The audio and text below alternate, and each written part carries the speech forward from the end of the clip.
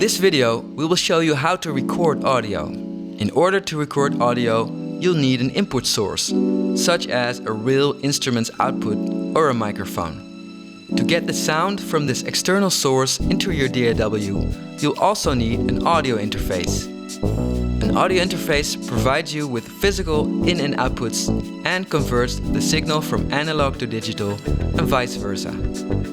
If you already have an audio interface, you can use it for this tutorial.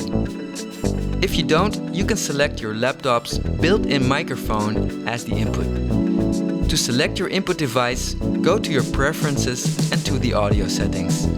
Select the device you want to use for recording. So either your audio interface or the built-in microphone.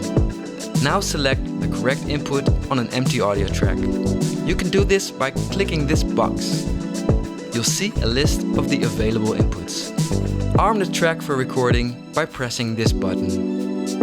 When recording audio, use headphones to prevent feedback from the speakers back into the microphone. If you want to hear the incoming signal, click on I to enable input monitoring.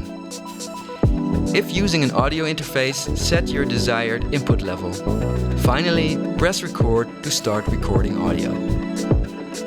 Now you have learned how to record audio.